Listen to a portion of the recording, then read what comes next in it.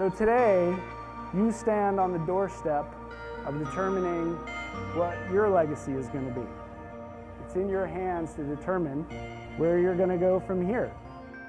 Veterans can be an inspiration for all of us. Spencer Kimpton, I was a captain in the Army, and now I'm the president of the Mission Continues.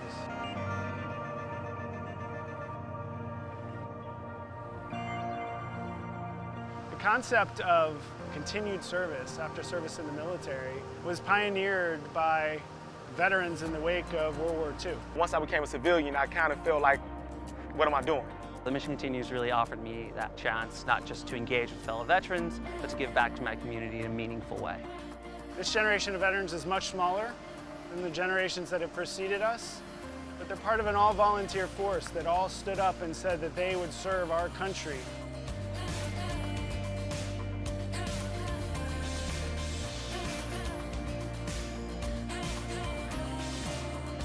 Some of the challenges that we face here is the extreme poverty that exists in the community. Our kids come in 2 years behind, so having the resources to close those gaps is one of the biggest challenges that we face here at Kelso Elementary School.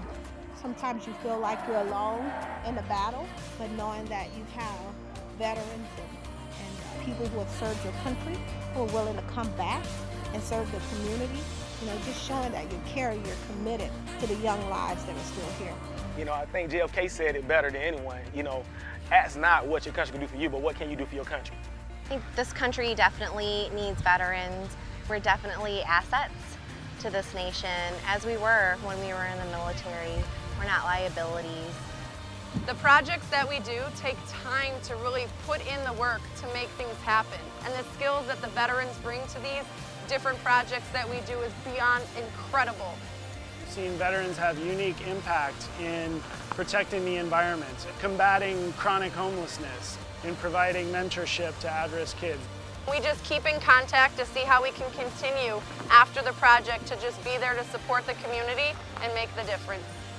The men and women in today's military, they didn't just sit in tanks, they didn't just blow stuff up. They repaired roads, they repaired or built schools. Those are all things that our communities can benefit by. And in doing so, they're leaving a legacy of service that can span across generations, that can inspire current and future generations to serve and contribute in some way to the strength of this country, one community at a time. It's going to take all of us. There's over 300 million people in this country, and we all need to contribute in some way, shape, or form to our current and continued strength.